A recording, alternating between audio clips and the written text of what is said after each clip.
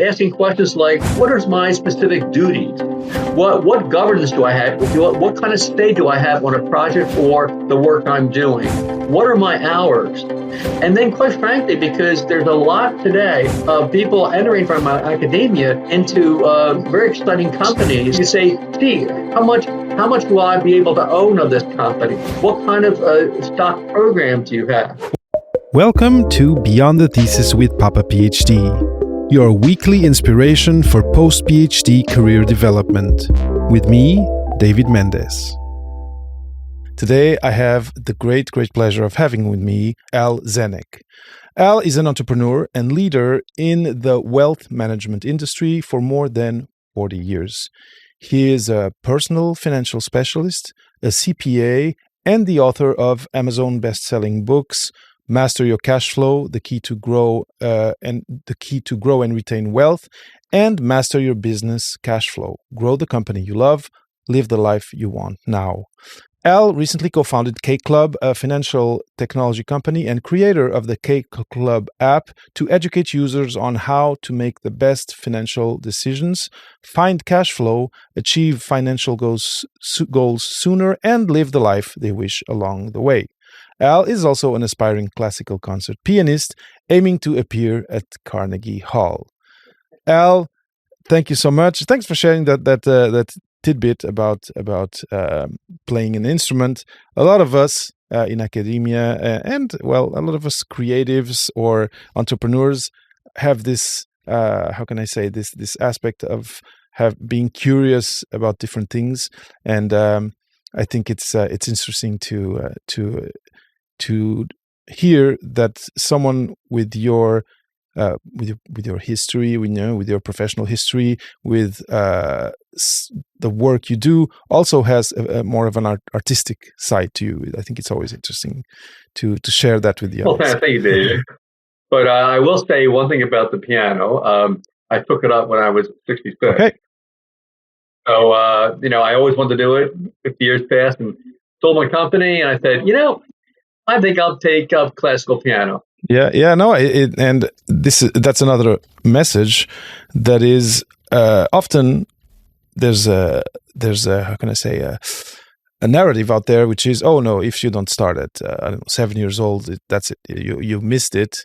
And you're not the first person I've heard, and actually the first business person I've heard saying, no, you can, you're 50, you're 60, if you really want to put the effort in, you can have fun and enjoy learning something. I definitely agree. Yes.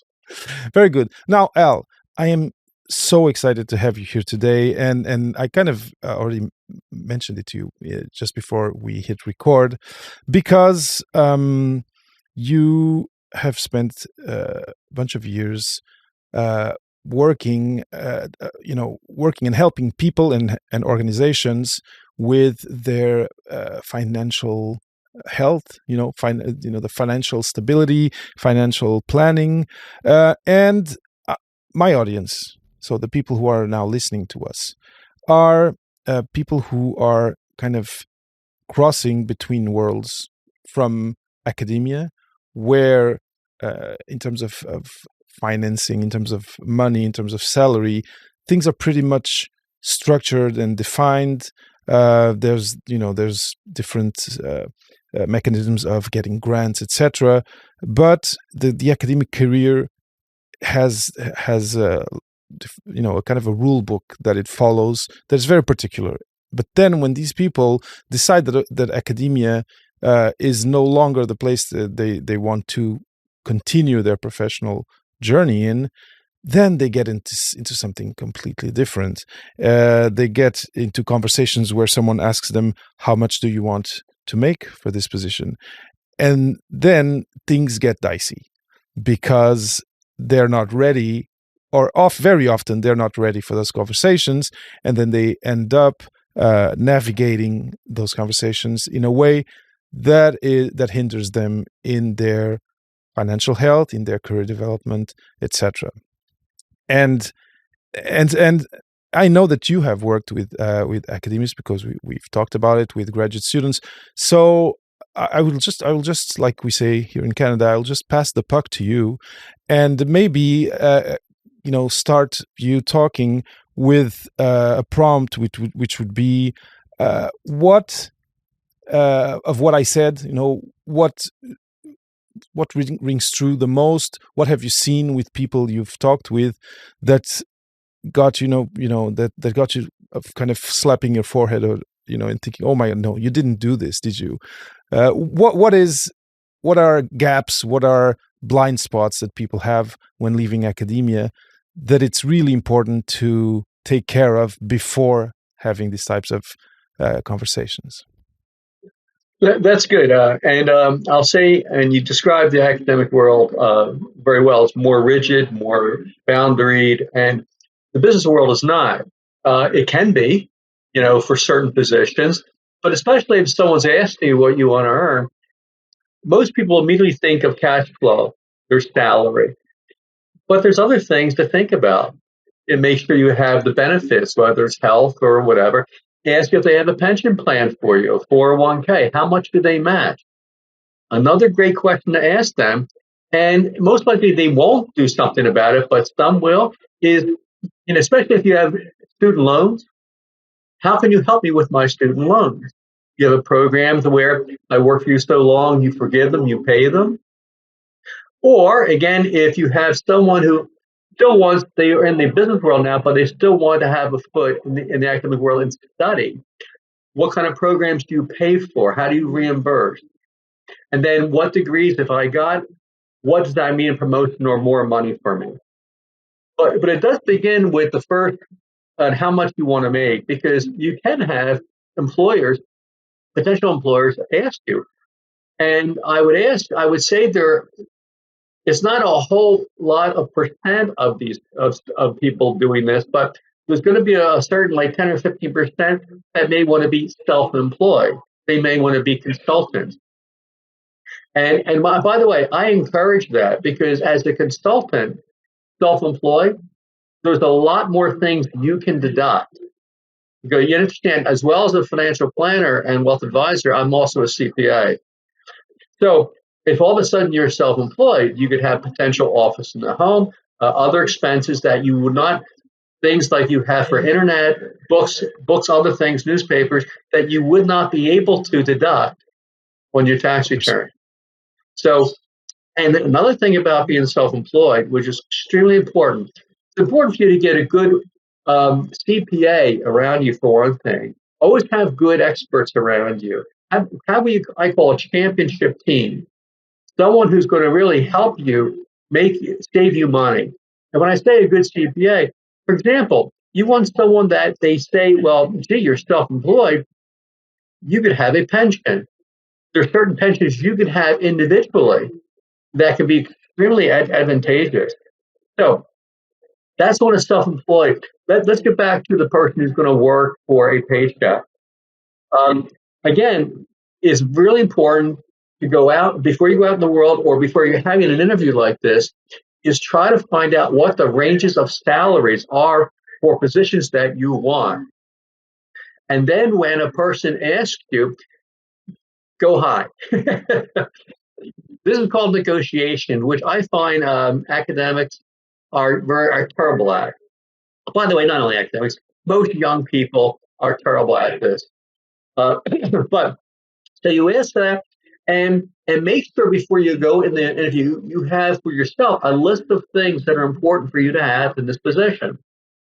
Now, of course, there's the compensation, pension, every other thing I mentioned before. But I think another important thing is asking questions like, what are my specific duties?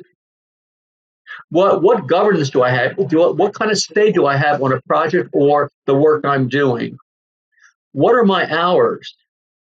And then, quite frankly, because there's a lot today of people entering from academia into very exciting companies, you can say, gee, how much will I be able to own of this company? What kind of stock program do you have? And by the way, if you approach an interview that way, you're going to look a lot more savvy to the person you're dealing with. And so have an idea of, especially for that company, what they offer. You can probably look it up. Look at the job categories. What's the highest pay that you can get in that category?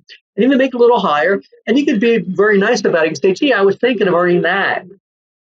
You know, you don't have to say, I demand that or nothing else. Don't be inflexible. Be nice, smile. Say, I was thinking of that. Is that a possibility? Or I'm sure you're offering that. You can say something like that. But then go through your list. And by the way, it's not bad to have the list in front of you. That's not going to be a detriment to when you're being interviewed. If anything, they're going to see you're well organized and that basically you're again savvy. You're going to make sure you have all your questions answered. So I would begin there. What kind of thoughts do you have on that? Yeah, that's a great point, and I think it's also a point that is not too, I can say, like, scary for this for our audience, because you're telling them, well, do some research before you come out with a number. So right. Yeah, do research just like you did in school. You a research project. This is a research project. Look at it that way. And now an aspect that relates. So this is a very very objective kind of answer to my question, based on this problem of people not being ready to negotiate, or not being savvy in or not knowing how to swim in those waters. But one thing that I've noticed and that I think maybe you can help us with is a question of culture change. So, like we said, in academia, things are very structured, and it's a culture. It's a culture of grant writing, or trying to get financing, being be it a PI, be it a researcher or a student, you need to be asking an entity for funding. And students, and especially in the US, less here in Canada, to borrow money to do your studies. But this leads people to often getting to those conversations and having a mindset of, I hope these people give me the job. I hope they like me, and I think you may be seeing where I'm going with this, kind of a subservient, oh please like me and give me the job type situation, where you will probably be less inclined to negotiate more aggressively, and you'll probably accept the first okay thing that's proposed.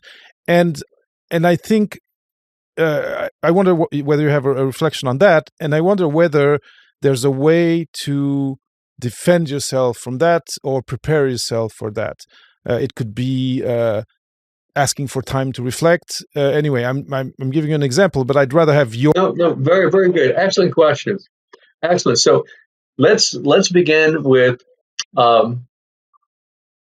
I always like this because I think the biggest gap I see in education today is that there's very few courses, if none, on communications, and especially communications with yourself.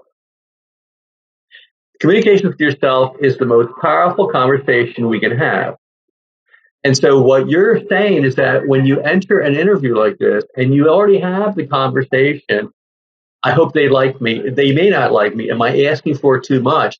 Oh my God, am I dressed well? I didn't say that properly. It's going to show in your performance in your interview. All right. So one thing I'll say is that if you have a chance to take a communication courses as you're in college or in grad school, grab them, because it is the most valuable thing you will have in the business world or outside of academia and inside of academia, quite frankly. But do that. Now, another thing you should do is you should have, before you have the interview, is have a conversation with yourself. And the conversation should be all the things that could go wrong. They won't like me. I'll sneeze. I'll stutter. Whatever you want, have it. So you clear. This is when you're contemplating, and then what you say to yourself is that, how can I be of value this company to that person that's interviewing me? Take a stand for the value you're going to give, or that how you can be of value. If you go into an interview with a mindset of how you're going to explain to them how valuable, how you're going to deliver valuable, what they do, and then ask questions like, how else can I be valuable to you with my credentials? I want to know, because I'm an advocate for the success of this company and you. Very powerful. And that's going to differentiate you, by the way, because most interviewers will have never heard that or will not hear that often. Keep in mind the difference that when you're in grad school or academia is, again, it's very structured. It's very boxed in. And if you get a grant, yes, but and you're looked at upon publishing your grants. That's how you're graded. That's not in the outside world. The outside world is basically what you can do, partially for the profitability of the company. But that's the big picture. The smaller picture is how you can make your boss look good. Always keep that in mind. The game out there is your immediate boss. You want to make them look good. And by the way, in your conversations, if you're having that with possibly your immediate supervisor or boss or manager, you want to say, look, I want to know how I can make you look good. I want to know what kind of value I can bring to make sure that people look upon the decision you make for this hire and say, that was a great decision. Now, you can be as bold as that. And by the way, I'll be very frank, when I was young, I was not that way. I only learned through getting older. I learned probably my second or third job that you have to just basically be straight. You have to be positive, get the thoughts out of your mind. But that the game is because if you make your immediate boss look great, and they know you're out to do that, that's a powerful relationship. That makes total sense. And you just said something very, very important to me, at least, which is, I wasn't like that in the beginning, and it was at the second or third job that I started getting better. I think this is very important because clearly that shows that you have a growth mindset, or at least you developed it. But a lot of people, especially people who tend to be more introverted, they will have more of a static mindset and think, "Oh, I'm introverted. I can't perform in interviews. They have this kind of self-limiting belief that it's some sort of, stain on their on their personal heritage that stays for them with life." And you're telling me, no. You start being bad. Maybe some people start actually being good because somehow they're good. They feel natural in that situation. But most of people actually develop that muscle, and that's a very, very important message, in my opinion. Well, again, I was fortunate that along the way, some people mentored or guided me, which, by the way, is another extremely important thing to do, even as you're in school or in academia. Is if you're thinking of going to the outside business world, start surrounding yourself with some older, very successful business people. You'll find they like to contribute and they're happy to share what they did wrong, how they screwed up, and so that you can avoid that. I mean, that's why I'm saying it today. I mean, I was terrible probably my first one or two interviews, but I learned. And I learned because I got rejected, and I learned because I asked people, and I asked them, like, why didn't I get the job? Which, by the way, is another thing. If you don't get the job, it is really nice to call up and say, look, I'm still learning how to really go through interviews, and I'm learning what companies need. And could you tell me why I didn't get this? I mean, for my own personal growth. Another thing too. So again, at the beginning, communications, go through reflective, or what I call clearing your mind before an interview. Research, a research project. Surround yourself with some mentors. And another thing you can do if you want to, especially if you think you're being too introverted, is have a good friend or a business person interview you. Practice. Get in front of a mirror. And by the way, always smile. Too many people at an interview get really intense and tense, and they're smile. Yeah, I remember my first ever interview after my bachelor's degree I was petrified. I wasn't able to have any sort of nice expression on my face just because so how nervous I was. You just want to get through it. You just want to get through it. I know the feeling. Can I just say one other thing too?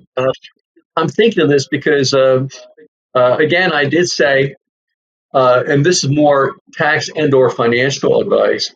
A lot of people going into from academia in the business world, if they're doing it sooner than later, may have student loans. And again, always ask your prospective employer if they can help you out on this or what kind of programs they have or whatever. But in the end, too, really get smart about your options about paying them off. Now, this may not apply to a lot of your audience, but for example, I gave a speech before for physicians who were just ending their programs and they were going out into the practice. And of course, they have $100,000, $150,000, $200,000 in debt. And Sallie Mae, a government agency, would always finance their loans. But Sallie Mae would always make sure they told them, pay them back in 5 to 7 years. And that's quite a burden when you're first getting out. But they don't tell you there's other options. Like you can pay them off over 25 years. And again, why would anyone want loans for 25 years? Well, if you pay off, let's say $210,000 over 7 years, that's $30,000 a year that you have to come up with in after-tax money, which means you have to earn $50,000 to do that. You have to pay your taxes. Okay, if now you pay them off over 25 years, that's like what, less than $10,000, $8,000 a year. Now, if for some reason you could actually pay off the 30, but you only had to pay 8, now you can save $22,000 now in investments and compounding. I showed physicians that if they did that and they put that into pension, that basically they could pay for their entire retirement by the time they're in their early 50s. And at that time, slowly paying off Sallie Mae. So what am I saying here? Run the numbers, make sure make sure again a research project, see what your options are, and then make the best financial choice. No, that's great advice. And now, because I'm picking up on things as you talk. And first, this is great advice. I hope you took note. If not, rewind, go back a little bit, and re-listen, because people or entities may not tell you all your options, and they tell the ones that are more favorable to them, not to you.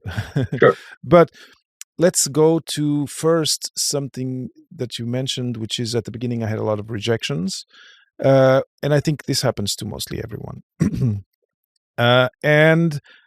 But it happens to everyone, but it hits different people in a different way. I want to talk about this, if possible, with you, and I'll maybe tie it in with something else, which is fear. So when you get rejected, there's a fear that comes with it. But also when you move spaces, be it from academia to outside academia, but also if I don't know, I work in the pharma industry and then I move to another domain. There's always fear of this novelty, of this unknown, and a lot of people, especially young people coming out of graduate school, have this mix of fear of being overqualified, fear of not being understood or not performing in interviews, and so delaying their entry into the job market. There's a lot of different how can I say, different flavors of financial fear that come at the end of this thing, which is graduate school. Apart, and we forget, and apart from the fact that you now have these loans that you need to pay, thinking about how long is this going to take, and it's known now that it's 6 to 9 months. In this type of transitions, it's normal to take 6 to 9 months. But I wonder whether this is something you have reflected on. Rejection, like you said, is normal. From what you said, I read in between the lines that rejection was actually part of the learning process for you, because you were taking a rejection and then trying to mine some data out of there too. What are good ways to deal with these difficult feelings? Maybe what are good, and given that I'm talking with you, Al, what are good financial actions that I can take, maybe even while I'm in graduate school, to kind of diffuse these fears, maybe to create a financial kind of springboard for that transition, and that you're not, because very often these fears and this tension also leads people to compromise for the first thing that appears, and it's often not the right one. Well, you said a lot of things, a lot of important things there that many people experience, and quite frankly, some never get over it in their life. No one likes rejection. I don't like it today either, but I mean, I just deal with it a different way. Now, let's talk about fears. You're talking about fears of the unknown. And again, the more data you have, the more known it becomes, right? So, for example, if you see, okay, if I stayed in the academia world, this is what I can expect in either lifestyle and or wealth, if you want to get that way. And if I went in the outside, and again, after doing research on what possible salaries could be, if I got that versus this, how many less years would I have to work for the same amount of wealth? And the way to do that is, before you go out in the world, is start to look at how you want to live your life.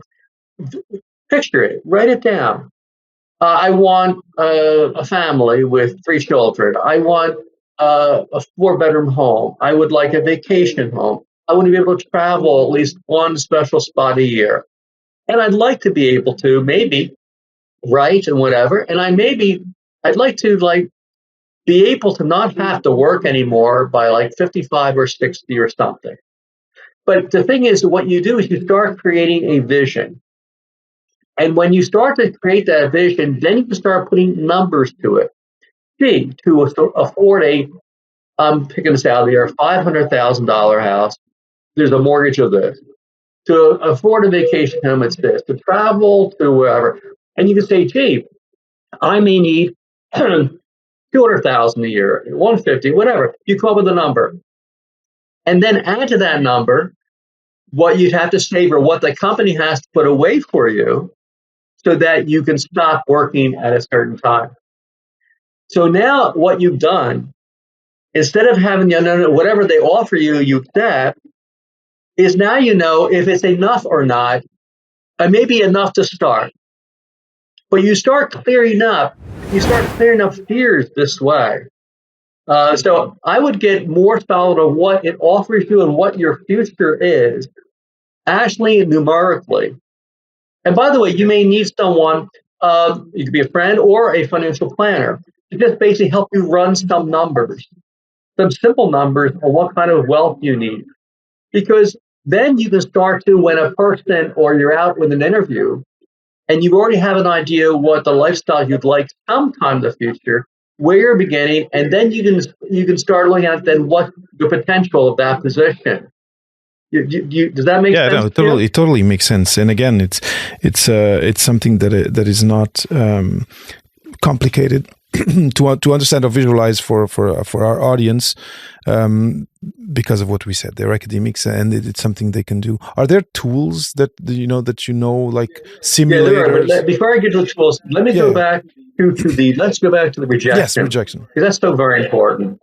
So you understand, when I first was a young man, I hated rejection. I hated, and not only rejection from interviewers, but coworkers, or if especially you're doing it in a position where you have to convince people or whatever, or you give a speech and people don't like it, there's rejection. And there's no easy way other than, again, that's the conversation you're having with yourself. Again, they don't like me, I'm not good, or,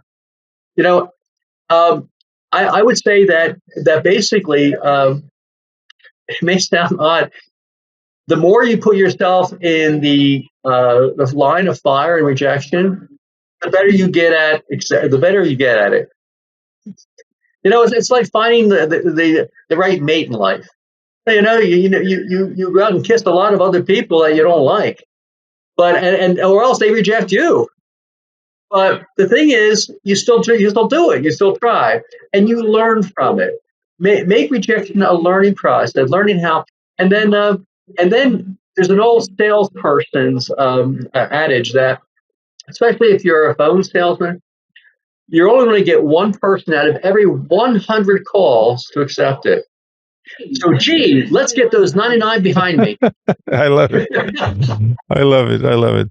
No, for sure. And I've had this testimony from other guests that actually, each one of these bouts, is getting you stronger and better, and so you get a better candidate. You learn about yourself. You also hear, you also kind of build this map of questions that people ask. It's, oh, this is a third person who has this question, etc. And the mix of all these things kind of is bringing you forward to the one where things, where things are gonna the match is gonna be there, and you're going to be hired. But people do, and you see it on social media, etc. People take it personally. People, it's tough especially when you're young. No, it is tough. No one likes rejection. It's very rare that anyone that likes it. But it's just part of life. It's like, and the more you put yourself out there, the better you get at it. Of course. Now you did ask for some tools. For calculation, they're out there. All you have to do is go out there and Google, and you put there's a lot of financial planning tools, or name escapes me right now. Projection or simulation or something like that. Projections. Retirement projection. Go to a simple retirement projection. Put in the information, but do that after you have visualized what you want. Because if you visualize, if you want to live the way of that life today, and it cost you, let's say, $200,000 or $250,000, but then you go back to the simulator, then you say, okay, if I wanted that, and I wanted that income inflation adjusted for the rest of my life, starting at age 55 or 60 or 65, you'll start to learn how money works. And what you start doing is you know how money works. Like, if you have a younger age, you need more money to retire. Longer time, you need less. If you start to get some basics like that, when you're out in the business world, and let's say you found this job that's paying you $150 or $175, and a competing company, or you get a call from a recruiter. It says, look, we've seen your work, and there's a company that wants to give you $250 or $200, or they'll do that plus more stock options. You now, again, you have a base you're starting on, and you know what your ultimate goal is. That is rather than flying blind from position to position, do that. Do your research then and along the way. And I tell you, you will be in great shape when you're looking at if you have a job, renegotiating your annual salary or stock bonus, and or jumping ship to another employer. Yeah, and You were just a few minutes ago mentioning, kind of giving a metaphor of relationships and kissing different people throughout life, and then before finding the one. And I'm thinking of a way to formulate it, but I'll just say it this way: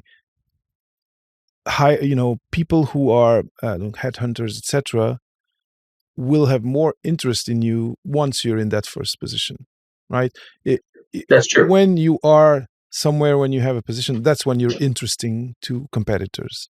So that's true. So you be patient, be taking those 99 rejection as like going to the gym for the final bout, and get into that entry position. And this brings me to another issue, which you may have, crossed paths with the people you've worked with, which is, and again, this is something if you just open like some academic social media, you'll see it, which is, well, I now have the highest degree that that academy can give me, and I'm not getting hired because I'm either overqualified or because I go through 7. I just saw someone who's actually a past guest of the show.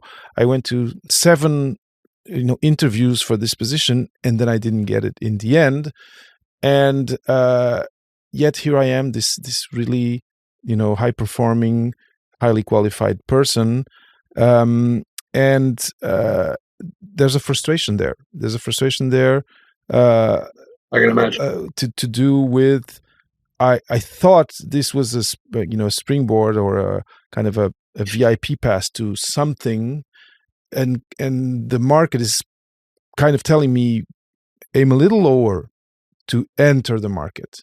Is this something you've seen? Do people?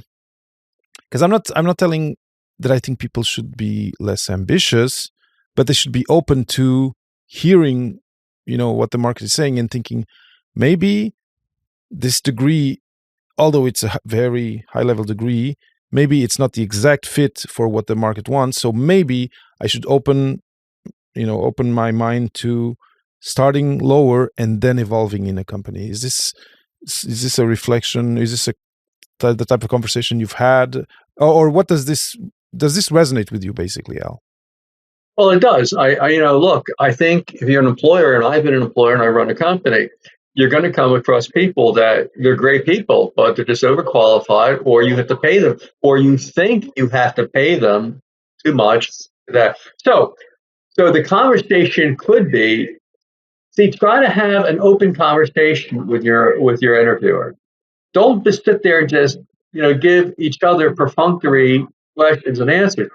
You can even put a prick the bubble and say, look, am I overqualified for this position? Ask them. They may say yes or not. Say, well, then if I am, and then again, this is all optional after this. You can say, look, I don't mind coming in at that level then to show you that. Better than that, though, is, again, if there's certain positions or certain industries you're looking at, is be aware of what the positions you're going after, what the qualifications are, because, you can be, if they only want a bachelor's or master's and you have a PhD, your expectations may be off from theirs. So you want to do research as you're going through this of the positions you want. Like, again, when I was in grad school, actually, when I was in college, I wanted to be a geologist. I realized by my 4th year, going into my 4th year, and I was taking some business courses, but unless I was a geologist or I worked for a geology department of college, that's what it were being offered to me. And and an oil company. I didn't like that. So I decided, but meantime, I'd gotten an internship or part-time job in the tax field. I love taxes. So I went into business. But then what I did when I went to grad school, but I knew already that to get to the bigger firms in New York City, I had to have my CPA, or at least my qualifications for a CPA. They didn't care whether I had a master's degree at that level. But if you did, it was whatever. But I knew I went in there, and then you could take other courses and other education beyond that. I think you have to know that. So another way, if you're not sure of that and the industry of that, I think another great thing to prepare yourself for what the industry demands or the levels. For example, you said you were in big pharma. I worked for a Merck company at one time. Attend some conferences. Attend some industry conferences and speak to some of the executives there. Make some contact. Say, and make some contact to where maybe they'll have job openings, where they'll tell you what's expected if you want that at a certain pharmaceutical firm or whatever. Again, it goes back to preparation, research, and contacts. Quite frankly, start making contacts early.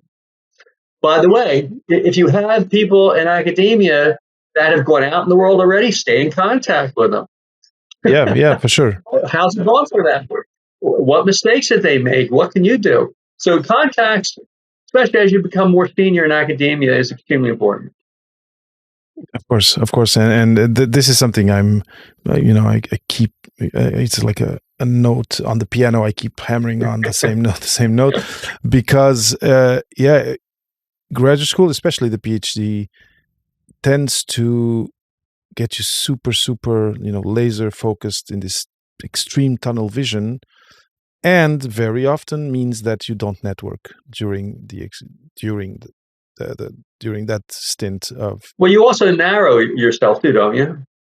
As you go higher, you narrow, and quite frankly, you want to stay broad.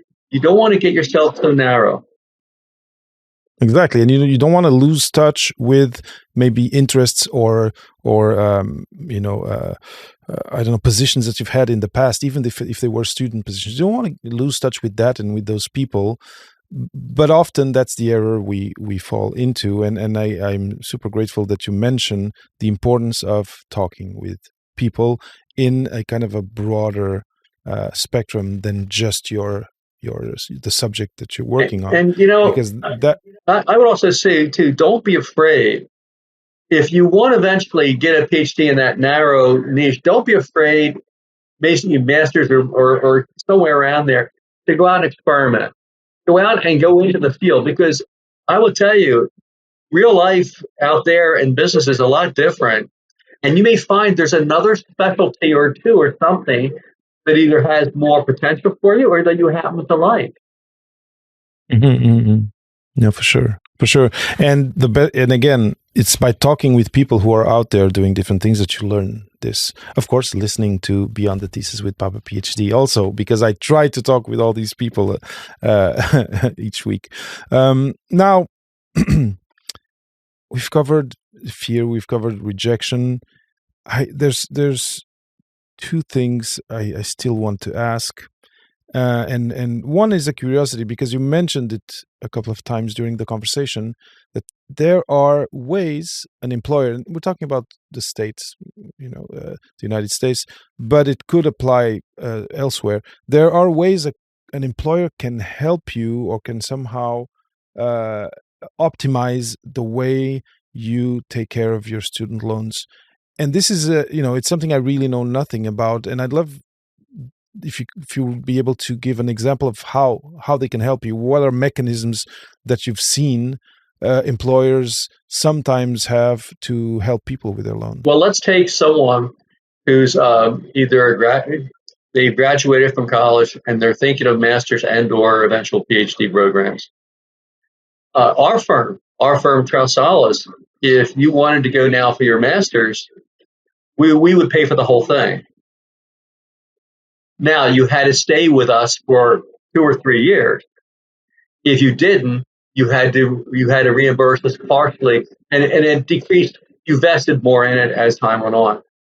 But there's programs like that, because you may have someone, instead of going out and having another $50,000 in student loans for your master's or your PhD, you may have an employer who's willing to do that. You just have to make sure you're going to stay there. Now that's one way. Another way, and this would apply more probably to more smaller companies, but in your negotiations, you could say to them, by the way, this doesn't happen that often, but again, I believe in asking for the impossible to get the ridiculous. And you can say, look, see, keep in mind, when you pay back 10,000 of student loans, you have to earn 16,000, 17,000 to pay your taxes on that 10,000, right? If you're in a 30 to 40% tax bracket. Okay, good. So if you sit with the company and say, look, you're going to pay me 180,000, I'll tell you what, I'll take 150 if you pay off 30,000 of my loans every year. You see, and you submit the bills to them. Now again, depending on the countries, depending on the companies, but the thing is, you ask for that because keep in mind, this could benefit a company also. If they're paying you less and they're giving you that other perk. Now again, it all depends what state you're in, especially the United States, but they pay less taxes, payroll taxes to the government based on lower compensation to you. Okay, so keep on, be creative. Again, have conversations. The more that you go into an interview working together, and again, value what you can gather, you can give them. You can ask anything, and you have you have now an open and active negotiation because they want to see what's necessary for you, and you want to see what's necessary for them. So that makes sense for you? It does make sense to me. It's a great insight, and it's something you're the first person mentioning this to me, at least in this way, which is you can bring some creativity into the negotiation, and which ends up helping you and the employer if it's a solution like the one you mentioned. But it's really, really interesting, and it's something I wouldn't have instinctively done. But now that you've mentioned it, by the way, I want to go back to another ahead. thing I said about being self-employed. Because again, suppose someone comes to you and say, well, how much do you want? And they want you to be self-employed. Okay. Keep in mind, when they're paying you as a self-employed person, they can pay you higher than if you were an employee. Why? Because as a self-employed, you're eventually going to find your own health insurance, and to find other things. But for them, they've got to pay their part of your Social Security program. They've got to pay into pension possibly. They've got to pay other state and local taxes, payroll taxes, and benefits. And for larger companies, for every 100,000 they're paying you, they may have to pay another 30 or 40,000 in taxes or benefits. By the way, I did this when I sold my company. I became self-employed with them for a while. And what I did is I said, okay, now I was getting that salary with you.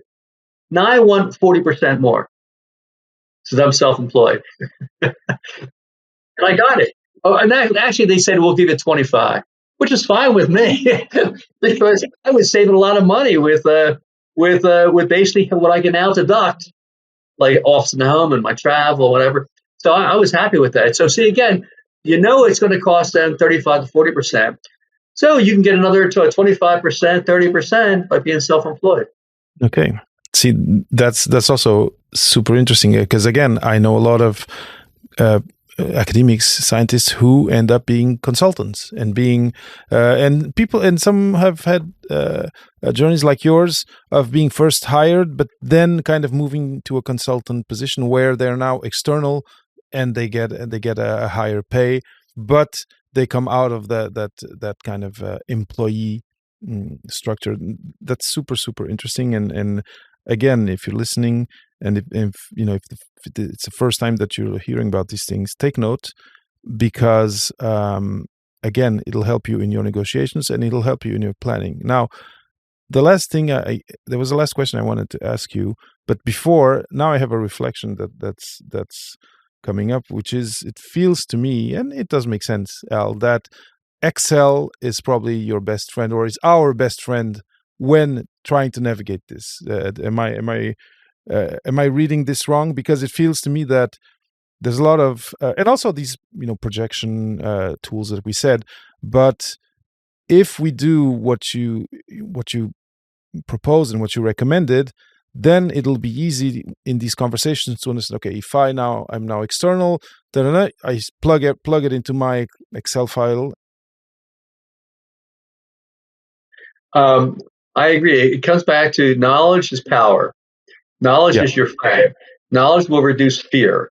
Knowledge will reduce the unknown. The more you know about who you're dealing with and the numbers you need. Know always what you need, right? If you don't know what you need, you're just going to wind up with whatever is going to be out there. So, no, I think that's extremely important. Yes, numbers, Excel, research, these are all your best friends. Exactly, and this is why I'm super happy that you were able to take some time to be here today, because this is none of this is going to fall into Dev's ears with my audience, because it's all things they know and they understand. They just now know that they need to apply it to their financial planning and to their May I just say one other thing, especially if you have the people who are self-employed or as consultants?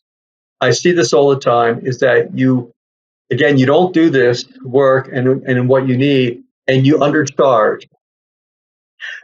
per hour or per day. I remember I had a consultant who was busy. His schedule was filled, and he had many clients, but he was just barely making it. He couldn't save. He had a nice lifestyle, couldn't save. And so I sat down with him, and after going through analysis, I said, double your rate per day. He looked at me in horror. He said, I'll lose my clients. No one will hire me. I said, you already are overwhelmed now. I said, if you double, you may lose some, but you know what? I don't think you will. But I tell you what, let's try an experiment. Anyone new, double your rate. Keep your rates the same for everyone and see what happens.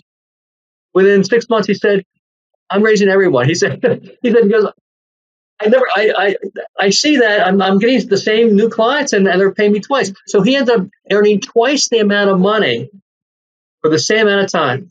Yeah. That's an important inflection. It's the fact that he, looked at you wide-eyed and scared, I totally understand it. And again, one of the other aspects, I think, of the academic culture, especially when you're just coming out of graduate school, is that there's one skill that we don't develop, which is valuing our work and our time. We are coming out of an ordeal, an adventure, where the ask was do more with no change in your pay, and it's when someone tells you need to double your rate, it is scary, because it's hard to wrap your head around it. But again, if you've done that work, that groundwork that you mentioned, it'll be logical. Like, okay, for things to work, I cannot keep going at this pace, and I do need to raise my rates. It makes total sense. Just never be afraid to try something. Sure. Never be afraid to pivot. Yeah. If it's not working, tell them to pivot. There's always a way to get what you want. The mountain that you want is still the distance. You just have to sometimes take side roads to get there. Yeah, no, for sure. And never also be afraid to find help. Talk with someone like you, Al, and we'll talk about K Club in a minute before a last small question. But find, if you feel that you're lost, find help, find mentors. Don't go it alone, because it'll be a long time, an unnecessarily long time to get somewhere where you're comfortable. And invest some time and even maybe money in some help, then it kind of boosts you into that sweet spot faster. Now, we're reaching the end of the interview, but there's one last question that I've been wanting to ask, which has to do with that kind of span of time of 3, 6, 9 months. where you're not going to be, you're going to be interviewing, you're going to be, doing that research and finding jobs and employers that you like and applying, but the job is not going to come for a little while. And that is, for some people, especially if they haven't traveled for their studies, they may kind of they may kind of find support in their family structure, whatever. But a lot of us, especially in graduate school, like me, I came from Portugal here to Montreal, and there's people traveling all the time to get their master's, to get their PhD, and it's not, it can be very stressful. And so, how do you, because someone could say, well, no, I'm just going to use my reserves that I've kept from graduate school and just put my head down and just apply until I get something. I wonder whether this is the right way to go, because some people would say that. Other people that I've talked with have said, no, as I was applying, I needed to keep paying my bills, etc. So I got a job that didn't require any, academic education to pay the bills.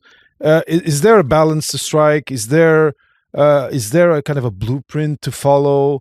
Is there a story that you've seen, or is there something that you can share about that? Because I know there's a lot of, again, fear, stress at that transition, and people don't really know, especially if they don't have mentors, if they don't have advisors. It's tough to know what's the right decision and what's the right thing to do, because you do want that good, prestigious, well-paid job, but it may not come right away.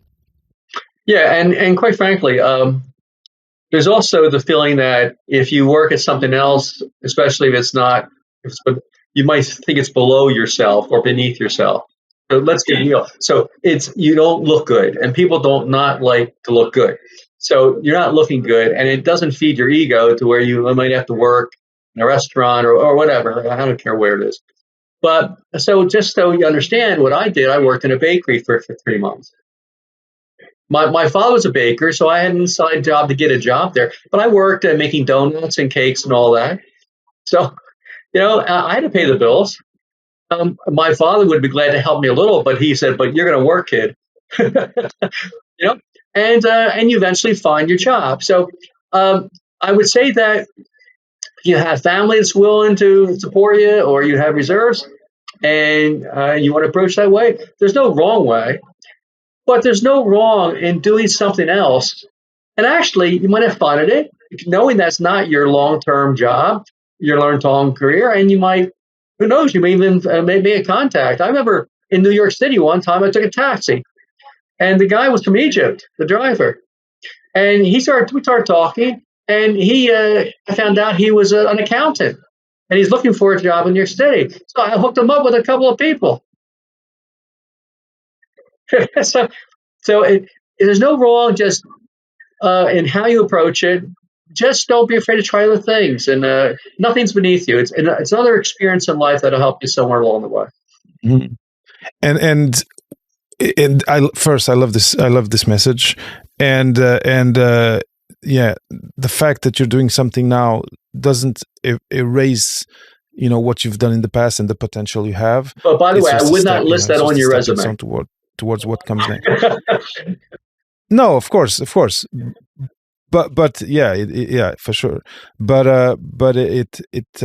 you need to pay. Can I say one other thing? By the way, in an interview, you may be. So I may ask you. Well, you don't have a job right now. Sure. What have you been doing? Now, again, it's how you gauge the interviewer, right? But you may say, well, I'm waiting to do this, and I'm dedicated to finding that job. But you know what? Right now, I'm helping out my father doing this. I'm doing that. I'm doing odd job because, I like the experience that gives me in dealing with other people. Again, you have to gauge how stuffy or the person is that's interviewing you. But it could be something that they admire, that you had the chutzpah or whatever to go out and to do it. Exactly. Yeah. Yeah, no, it totally makes sense. But again, this is, as you do more interviews, you start learning the profiles of people, and then you'll see, it's a case by case. You'll see whether you can or cannot do that. Perfect. Al, so we're getting really to the end of the interview, and I wonder whether now is the right time to maybe talk about where, if people want to ask some questions, people want to maybe they read your book and want to know a little bit more. What's the best place to reach out to you? Is it on LinkedIn? Is it on your website? How can people reach out and you know Right. Well, obviously, if you want to read my book, which I like to think is pretty good, is you can go on Amazon and you'll see it there. Um, I'm on LinkedIn, AJ Zdenek at LinkedIn. Um, you can go on K Club. Now, go to kclubapp.com. If you go to kclub.com, you'll go to a K Club. Go to kclubapp.com. And what you'll see there, and by the way, we have a website, but we're very close to launching our app. And our app is a neat thing to explore if you want to. It helps with creating a spending plan for you. And then also, if you list your credit cards, you don't have to give us the information, but you list them. When you go out to shop, it'll tell you which card to use to get the most points, to get the most cash back, rewards, or whatever. And we're going to add other things to it. We're also working on a artificial intelligence where you have a question, you can ask Al Zdenek. You can say Al Zdenek, and Al Zdenek will answer you. Because all my books, my hundreds of articles are all loaded into artificial intelligence. So if anyone wants to go to LinkedIn and ask me a simple question, and go to kclubapp.com, I'd be more than happy. My mission in life has always been to be a powerful, positive, and helpful influence, successful influence in the lives of others. And even though I sold my company, my mission still is my mission. So that's why I'm doing it now through kclubapp.com and other things I do. Sure, and thanks for sharing all of that. Now, I'm curious myself about K Club app. Can you talk a little bit more? So K Club is the financial technology company that kind of birthed K Club app. Take a minute talking about why you're building this website and eventually an app. And how it can help graduate students and scientists and Sure. researchers today. Well, I think we can agree that financial education in whether it's high school or college or grad school is just non-existent or terrible. So eventually, what you do, you're doing what your parents did, or another friend will tell you what to do, whatever. And you can have really talented learned people graduate and have no idea how to make a good financial decision.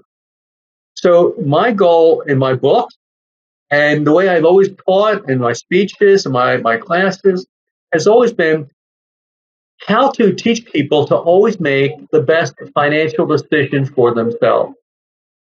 So, for example, I told you when you're looking for a job, make a vision, get down the numbers, right? Because if you know the numbers, as you're negotiating, you're making the best financial decision for yourself.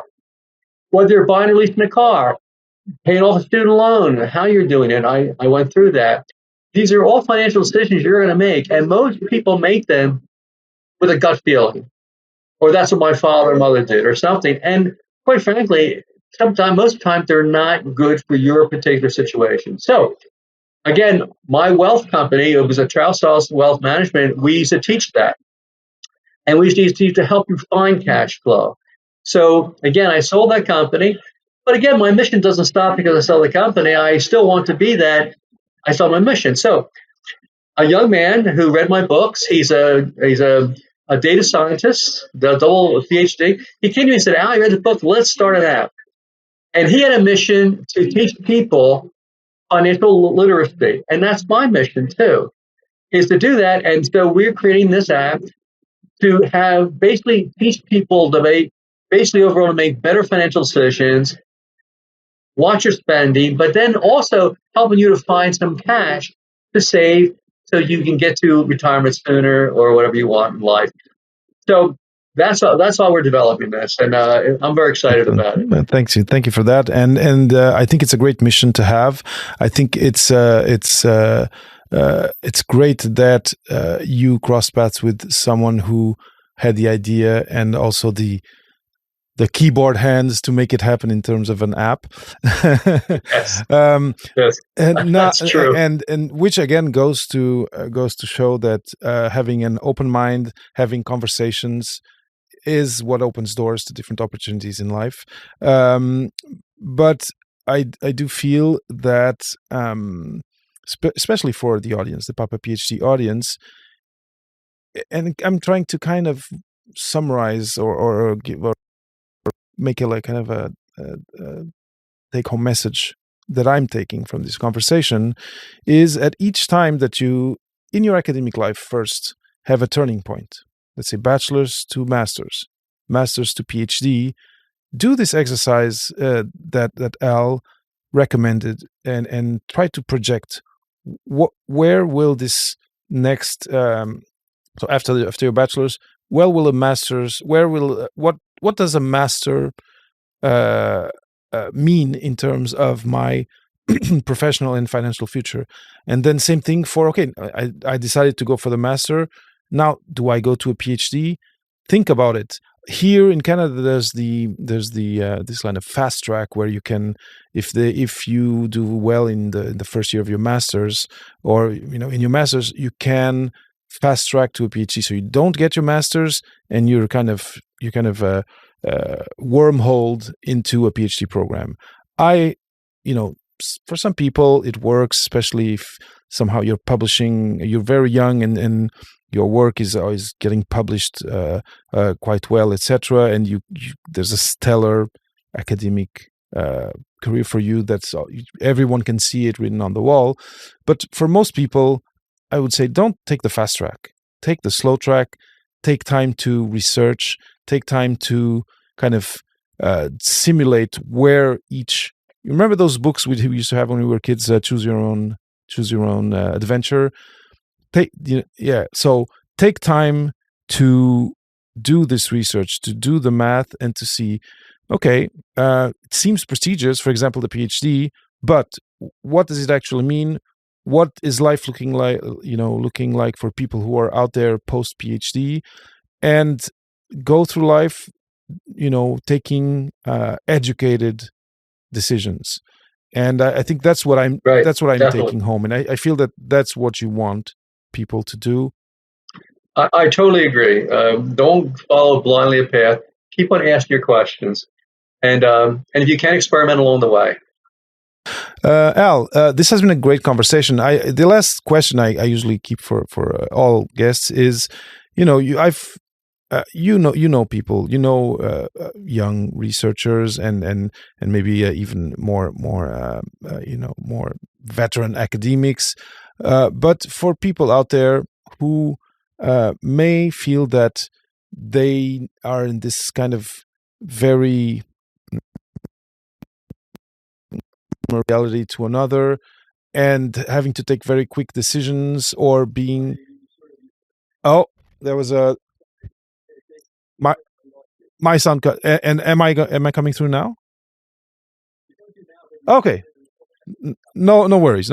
So I was saying, for people who are out there feeling that, okay, maybe I need I need the K Club app, I need some sort of financial literacy that I don't have, and who feel that they're maybe pressured into taking decisions, for example, do I fast track to a PhD, or do I take this job that actually the offer is not, I don't feel that it's very good, but it's the only one that's happening right now, and it's been already 3 months since my thesis defense. Do you have kind of a last word of inspiration or encouragement, that would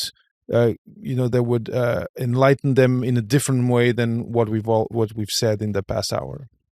Maybe based on your story. Well, on my story, I would tell you I probably changed direction in my career 5 or 6 times.